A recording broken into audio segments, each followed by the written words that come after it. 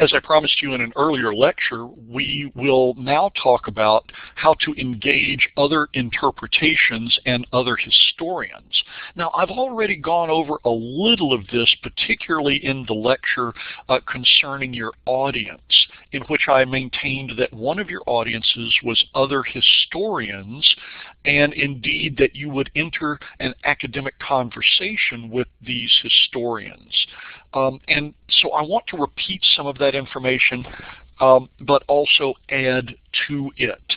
Remember now, we're talking about actively engaging other interpretations, or as Graff and Birkenstein call it, an academic conversation.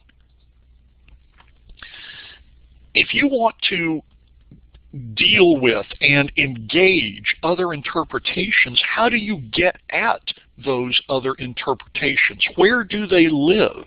Well, you may have already extrapolated, or you may already know from our discussion about how you produce a paper and how you produce a report on your research, that other historians do exactly the same thing. And so in their writings exist their interpretations.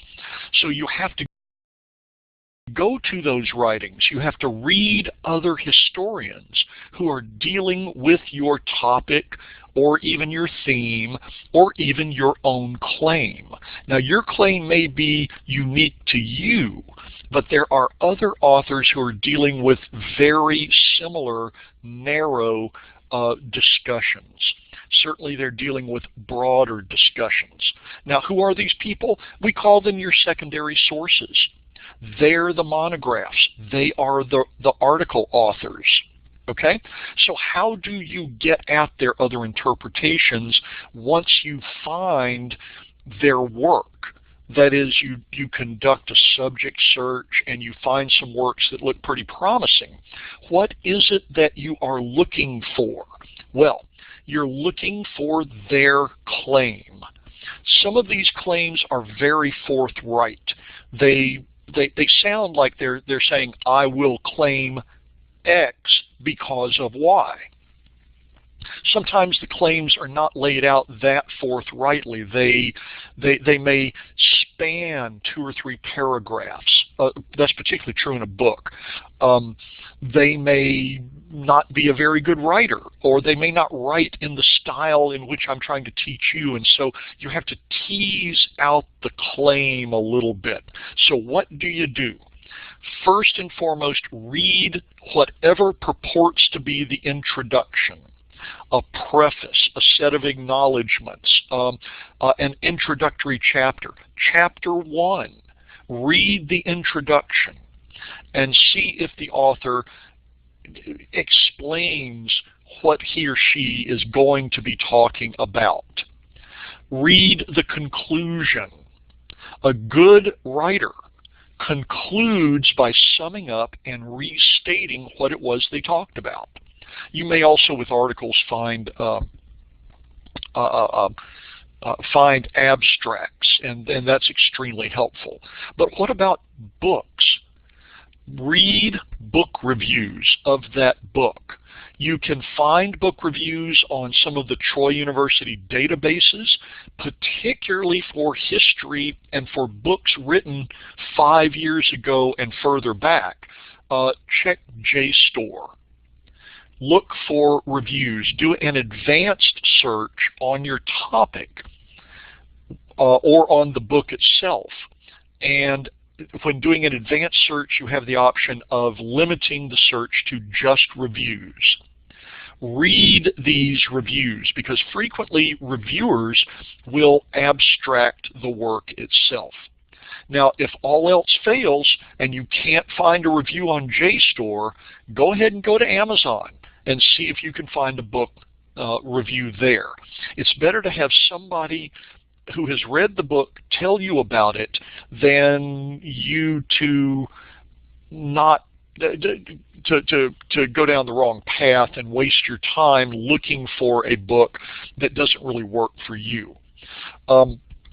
But as far as articles go, frequently you have to read at least the first part of the article.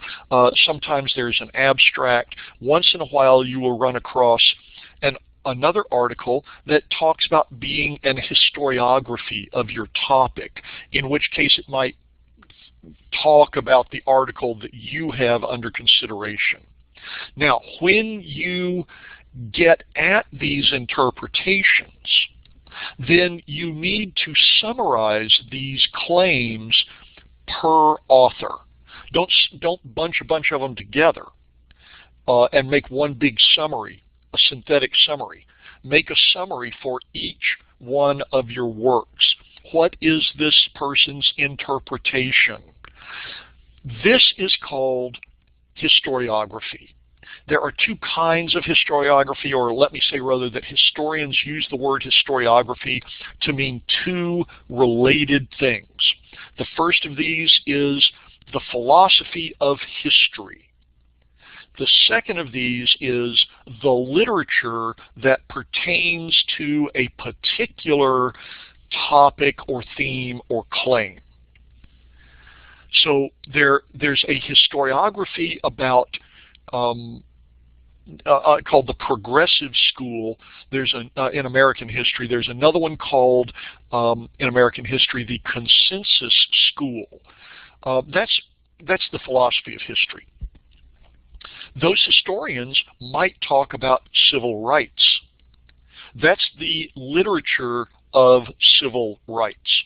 And you'll hear me switch back and forth between the word historiography and literature.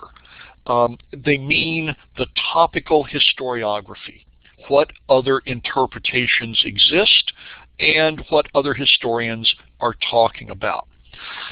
Now, when you've summarized other historians' interpretations and you believe you understand them, and remember our notes note card exercise dealt with a little bit of this, and our annotated bibliography exercise will deal with more of this. You'll get some more practice with this. But once you've gotten those summarized, how do you deal with them? First of all, you find where your claim fits into this ongoing conversation. Do you agree with one author or with another or with a small batch of them? Do you disagree with one or more? These are both legitimate ways to fit into the conversation. You might also find a gap in the literature, a place that doesn't exist, what other people have not written about. I myself look exactly for those places in my own writing, and I have found a wealth of things that other historians don't talk about. So I blaze that trail. And that there's a certain freedom in that. There's also a certain kind of at loose ends about it because I don't have anything to ping off of. But at the same time, it allows me to do both analytical and narrative history. I have to tell the story to provide the context for my analysis. And so I get to do a little more than what I'm asking you to do in this. The gap in the literature is a great place to try to fill, especially if you continue on with your research. And let me tell you, there are plenty of gaps if you look closely enough. It may take you a while to find those gaps. And I'm not talking about a couple of hours or a couple of weeks. It may take you a few years to figure out where those gaps are. But let's look in the long run rather than in the immediate need. Okay, once you've perceived these gaps and perceived whether you agree or disagree, that is your fit into the conversation, how do you let us know what the conversation that you're trying to fit into is? Here's this, think of this analogy. When you go to a party and you see a gaggle of people talking, do you immediately walk into that area and start blabbing regardless of what they were talking about? And the answer, of course, is no. You go to that group of people, They open the circle, you come into it, you listen until something they say makes you feel comfortable enough with responding. And your response may be, you know, you're right about that. Or you may say, you know, I disagree. Or, you know, you may start a drunken brawl. I don't know how you party. But the idea is the same here. But add to this that you're telling somebody else what that conversation was about so that you can report how you fit into that conversation. We've all done this. You know, he said this and he said this, then I said this in response. That's what you're doing in your paper. You have to tell us what that academic conversation was. And then you have to fit it in and tell us how you fit into that academic conversation. And by that first fit it in, I mean you have to fit it into your paper. This is what is called the literature review of your paper. Discuss in a couple of paragraphs, right after the introduction, what the other historians are talking about, and then where you fit in. Now, there's a couple of different ways of skinning this cat. One is to do exactly that, have a paragraph or two talking about other people's discussion and then where you fit in, or you can scatter that throughout the paper when you come to good subtopics. But either way, you need to tell us who was writing what and then reiterate your claim and how it fits in.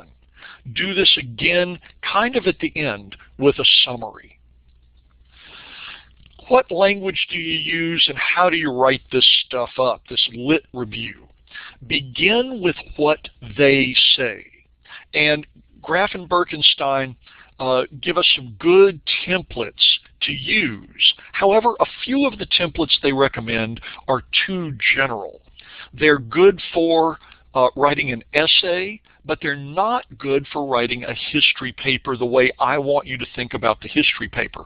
So, use the more specific templates to begin with. That is, particularly their templates for something assumed or implied, and their template for introducing an ongoing argument. Remember also that when you introduce someone else's argument, when you introduce something they have said or they've implied, you have to identify who that person is, maybe specifically or a little more generally. And then you have to tell us what they said by summarizing and quoting. So let me refer you to your readings for summaries and quotes so that you'll do it correctly. We will get to those chapters in next week, I believe, but right now it's not going to hurt you to get a head start on summarizing and quoting. Then you have to respond to what they say. These are the I say templates that Graf and Birkenstein refer to. Consult those chapters on 3 ways to respond. You can agree, you can disagree, or you can do both. And what I've also advised you to do is find a gap. But begin with what they say, then introduce yourself into that conversation. And with that, we're concluded, and I, as always, thank you for your attention.